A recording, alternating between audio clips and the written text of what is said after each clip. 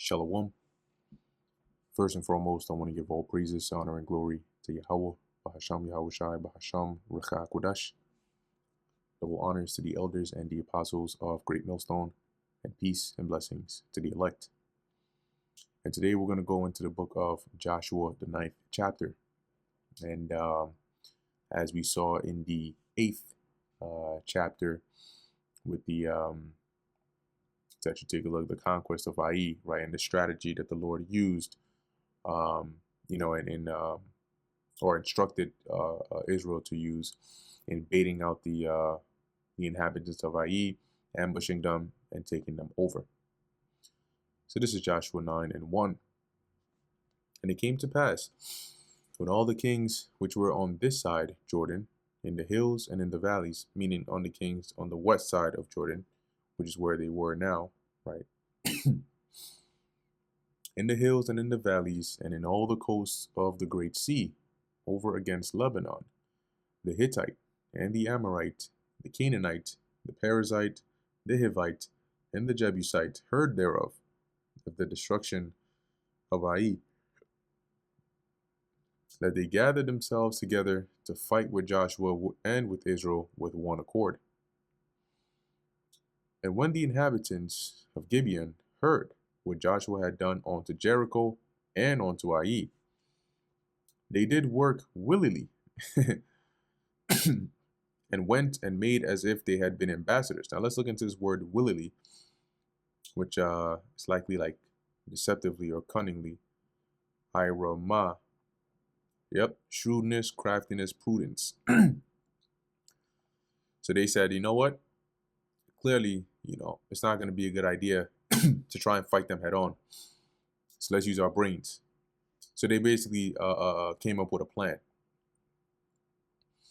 and made as if they had been ambassadors, and took old sacks upon their asses, and wine bottles, old and rent and bound up, and old shoes and clouded upon their feet, and old garments upon them, and all the bread of their provision was dry and moldy.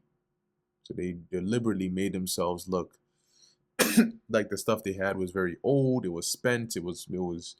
It's past due. And they went to Joshua onto the camp at Gilgal, which once again, here we are, Gilgal, and said, and that shows you it's an approximation, right? And said unto him and to the men of Israel, we be come from a far country. Now therefore make a league with us. And the men of Israel said unto the Hivites, peradventure ye dwell among us, and how shall we make a league with you? So what if by chance you end up actually being people of the land right here? Right, it says here, how the Israelites replied to these Hivites, how do we know you don't live nearby?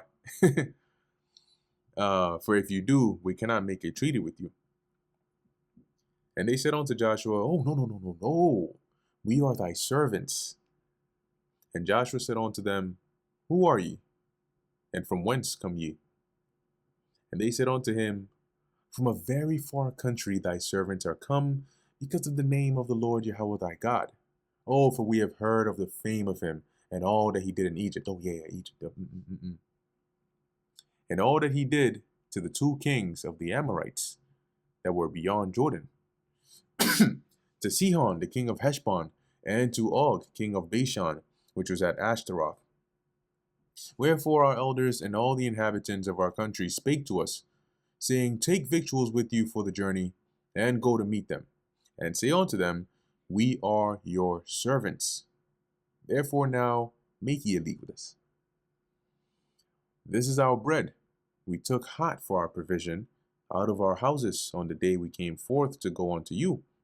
But now, behold, it is dry, it is moldy. So that was the story they spun up. Oh, look at the moldy bread we have. When we set out on our journey, it was fresh. Now look at what's left. That shows you, that's the proof. And these bottles of wine which we filled were new, and behold, they be rent. And these and remember the wine, the bottles were like of like was it goat skin or something of that sort. So it wasn't like glass bottles you have today. And so it could burst or it could tear. And these our garments and our shoes are become old by reason of the very long journey. And the men took of their victuals and asked not counsel at the mouth of the Lord Yahweh. So, as it says here, so the Israelites examined their food, but they did not consult the Lord. So they fell for it. And rather than, inquiring at the mouth of the Lord first, they sort of believed them. They believed what they told them. And Joshua made peace with them and made a league with them to let them live. And the princes of the congregation swear unto them. And it came to pass at the end of 3 days, after they had made a league with them, that they heard that they were their neighbors, and that they dwelt among them. So they got word that these people are not foreigners, they're not ambassadors, they're your neighbors, they're literally the Gibeonites. And the children of Israel journeyed and came into their cities on the 3rd day. Now their cities were Gibeon, and Chephirah, and Beeroth, and Kirjath Jearim. And the children of Israel smote them not, because the princes of the congregation had sworn unto them by the Lord Yahweh God of Israel, and so they couldn't violate that oath. And the congregation murmured against the princes.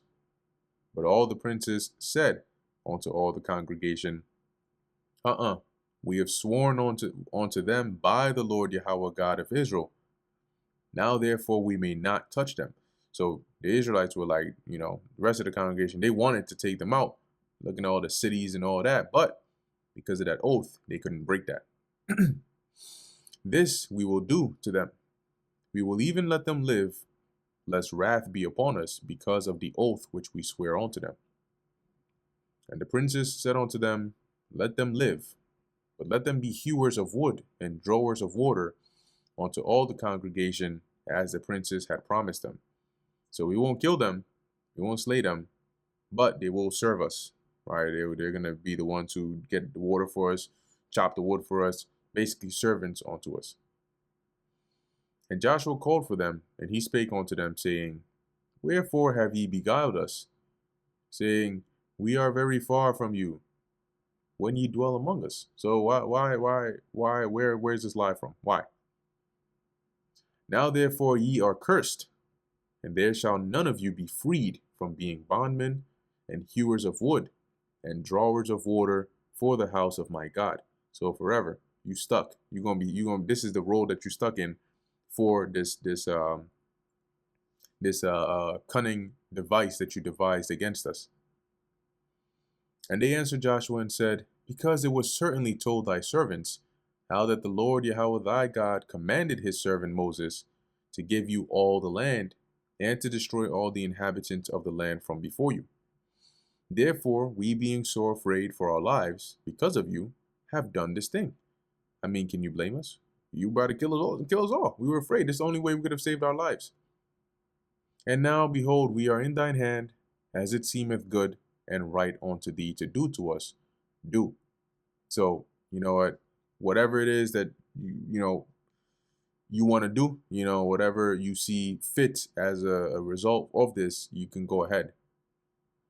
And he did, and so he did unto them, and this is basically them agreeing to it, to be servants unto us, and delivered them out of the hand of the children of Israel, that they slew them not. And Joshua made them that day hewers of wood and drawers of water for the congregation and for the altar of the Lord Yahweh, even unto this day, in the place which he should choose. All right, so wherever he decides, for them to go ahead and serve and basically do whatever it is, drawing the water and hewing the wood, they would have to do it because they were now bound to be the servants of Israel. And that brings us to the end of the book of Joshua, the 9th chapter. Lord willing, that was edifying to the elect. In closing, I want to give all praises, honor, and glory to Yahweh, Bahasham, Yahweh Shai, Bahasham, Rechak Kodash. And until next time, Shalom.